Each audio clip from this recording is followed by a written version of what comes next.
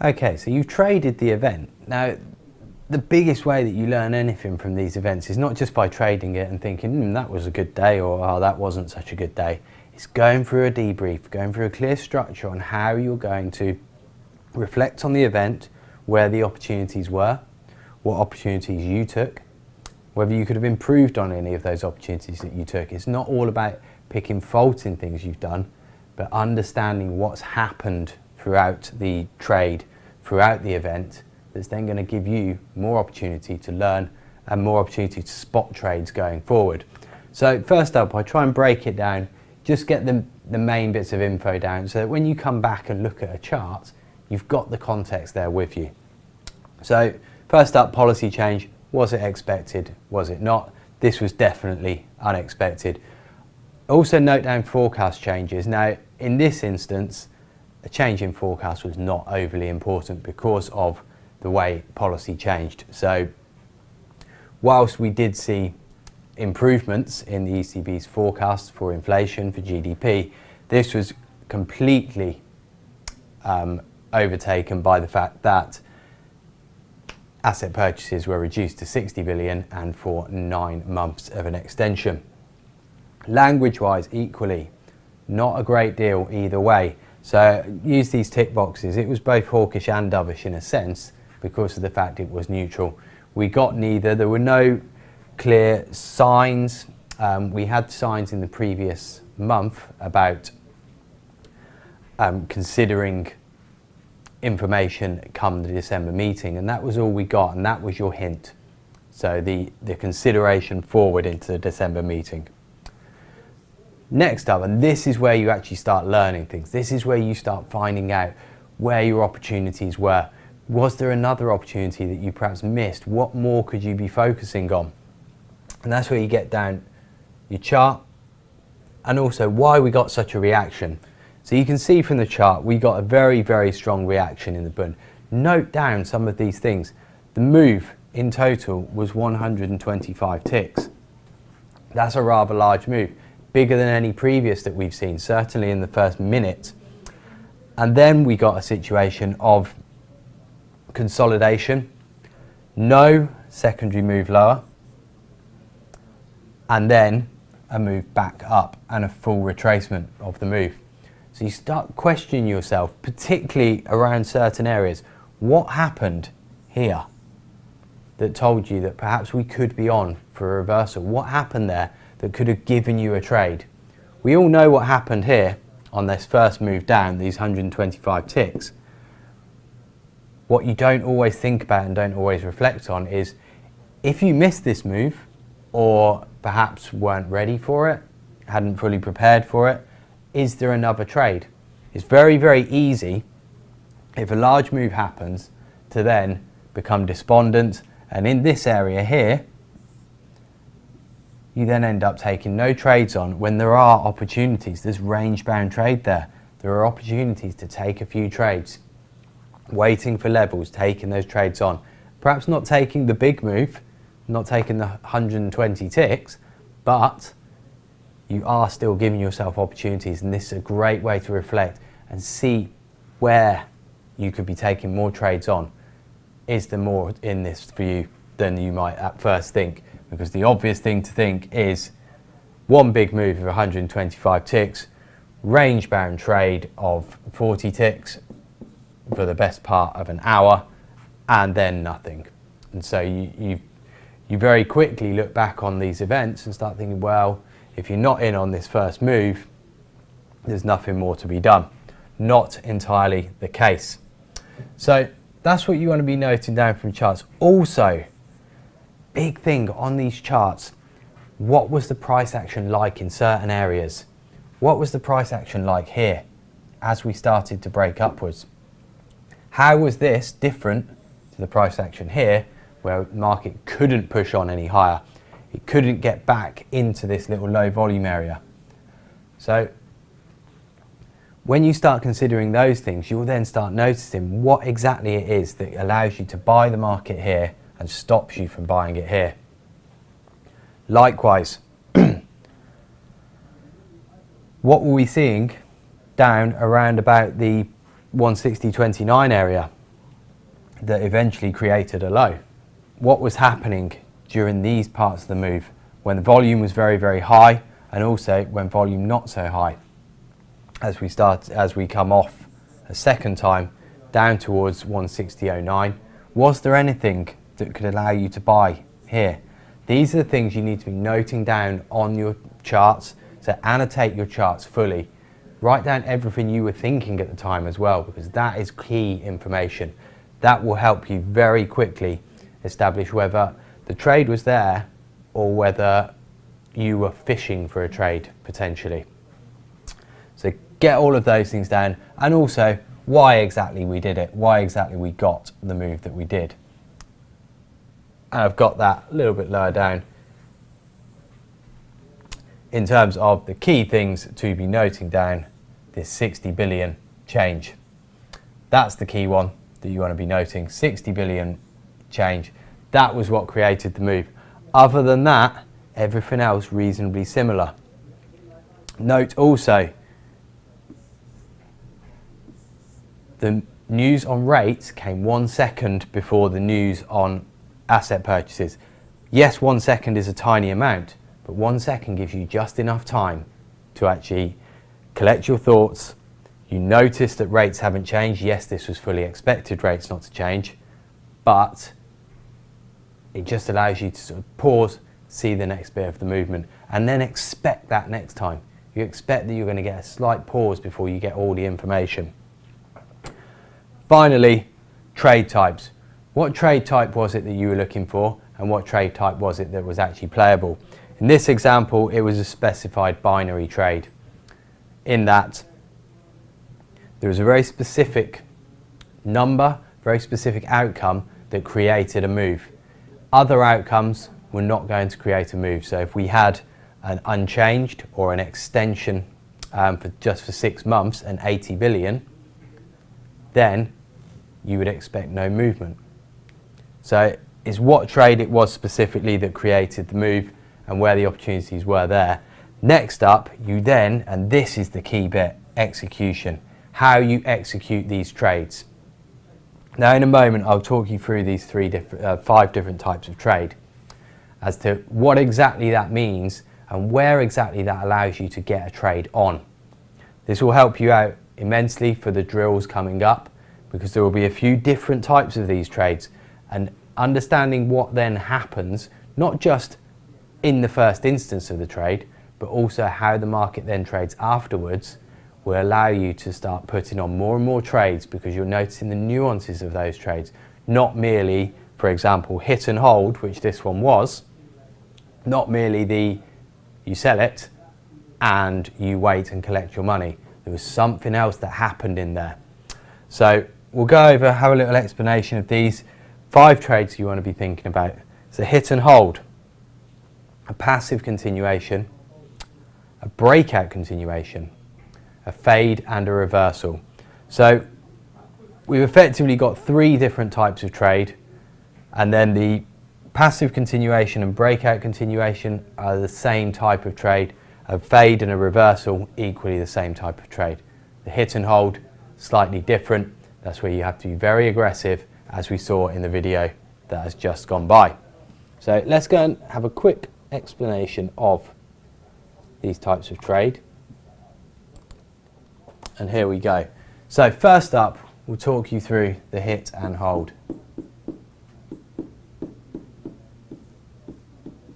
Now in a hit and hold trade, this is what you use to trade a binary event, a specified binary event. You know exactly the information you want to see, and you trade that. You trade it very aggressively, as we just saw in the previous video, and then you expect an oversized move to start with that then continues. So say this move is to the upside, what you're likely to get is a move that surges very quickly, first 10 seconds, 30 seconds.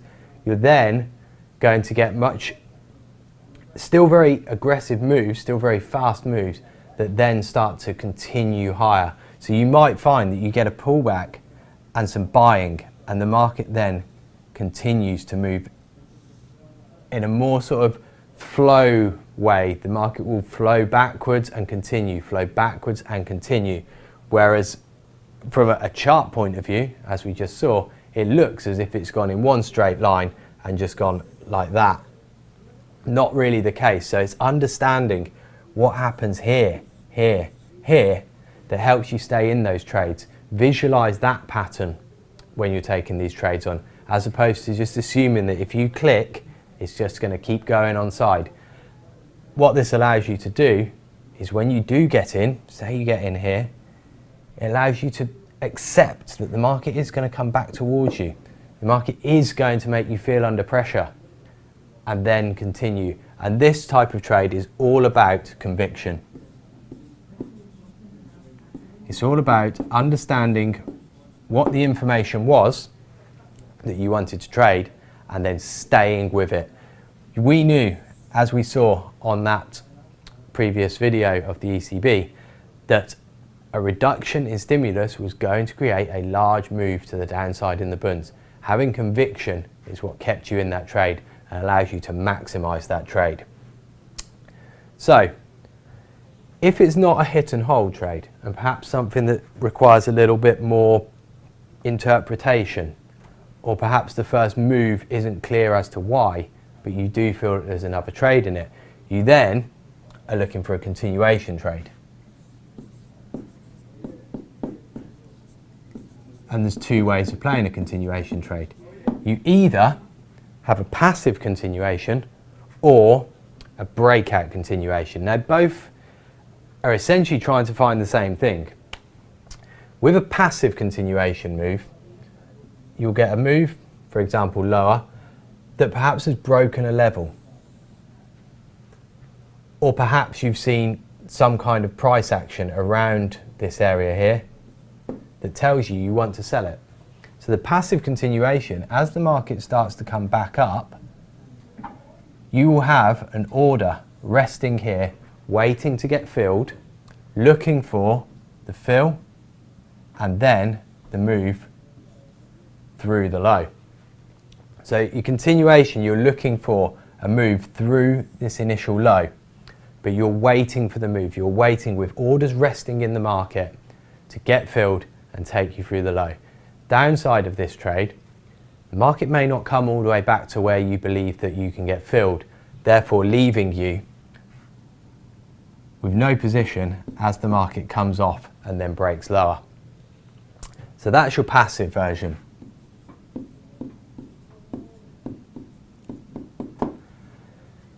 Now with a breakout continuation, you're not thinking about the previous areas to get in, you're not waiting resting orders. What you're looking for is the break lower, same level that we've broken, get the pullback, and perhaps we don't reach the level, and then we start coming back off, and you're looking then to sell it as the speed increases as we go through the low.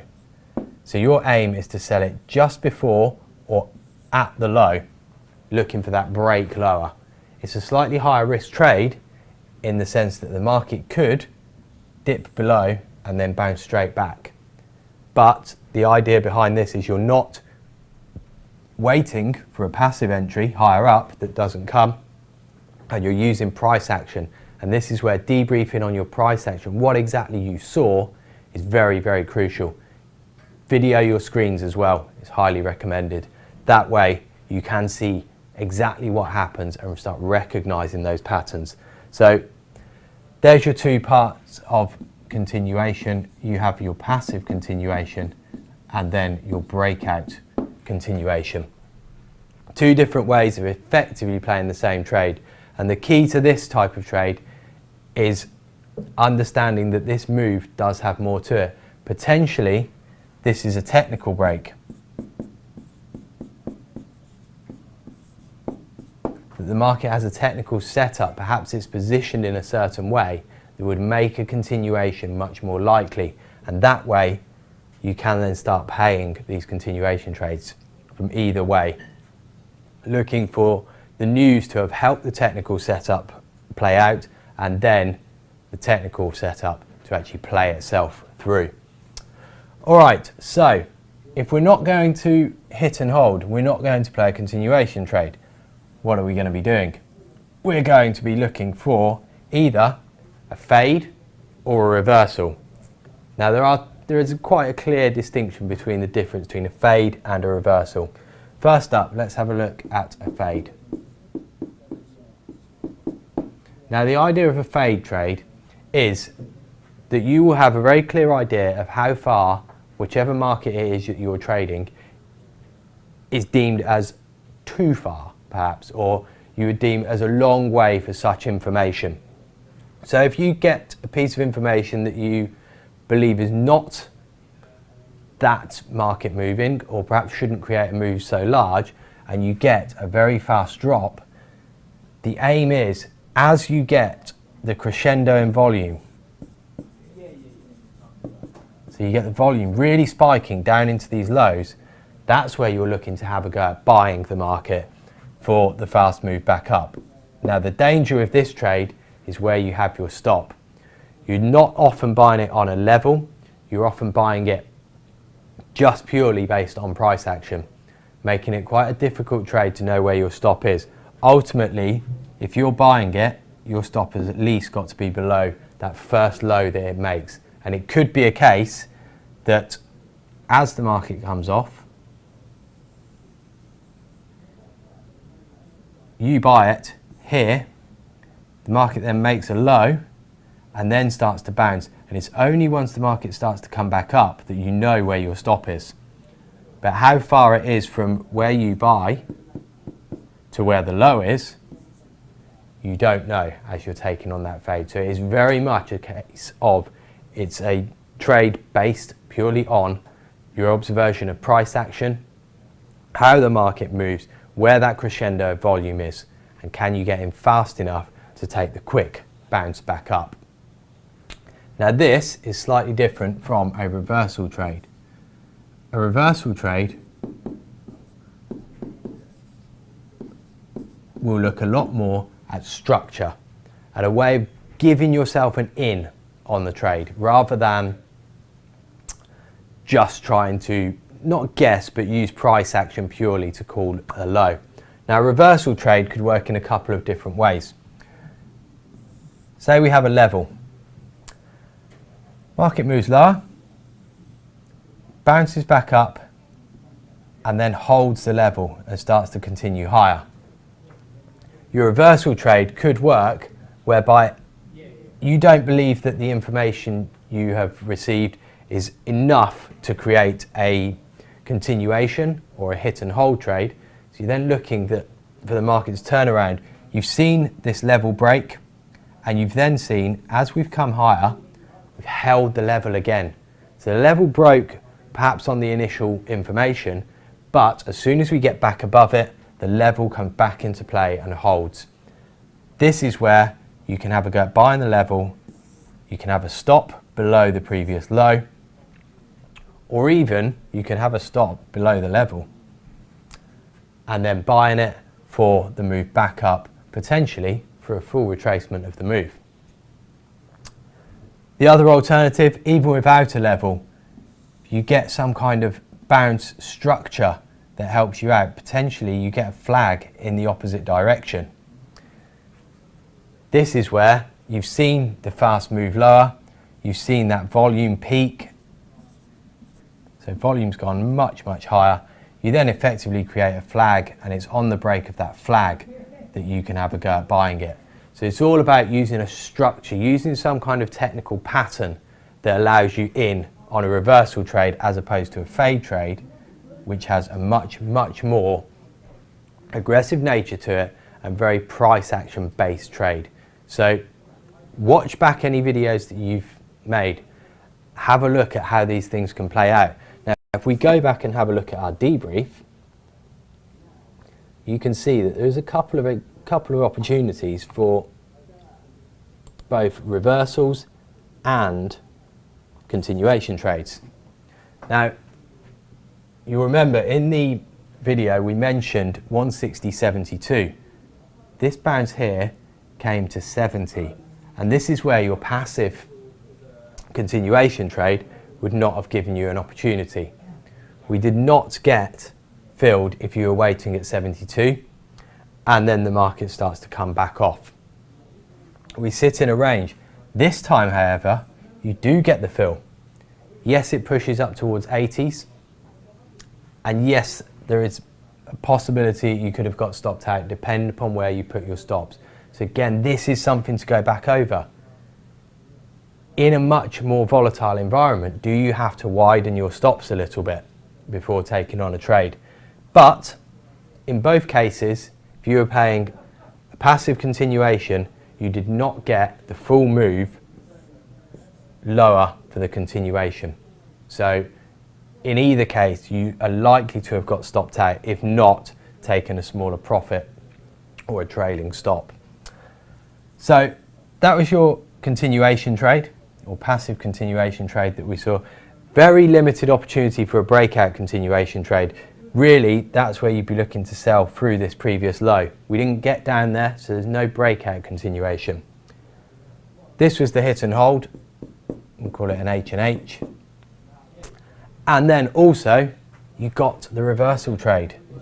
As we started breaking through 72 and 80 area, you then got the move back higher. So we've had three different trades here. So hit and hold, a passive continuation that didn't play out in the end, but it was still available, and then also the reversal trade higher. So go back over each of those trades, have a look at what was going on there. What were you thinking at the time as well? Did you recognize the chance of that passive continuation? Did you recognize the opportunity of a reversal trade as well? So they're the kind of things you want to be focusing on in your debrief. Every central bank should have a debrief following a very similar format. That way, you consistently go over things in the same way, and by using the same logical patterns that you review events with, gets them to stick clearer. It also allows you to get a little bit more thoughtful about what you can do in future, on future moves. By noting these things down, by noting down the facts of how things changed, just stimulates the brain to start thinking about other trades that are available, other trades that perhaps you wouldn't have thought about previously. So that's the importance of a debrief, and also an explanation of the different ways you can execute trades based on central bank events, or any macro event for that matter. Any kind of news event will have the similar type of execution on all trades.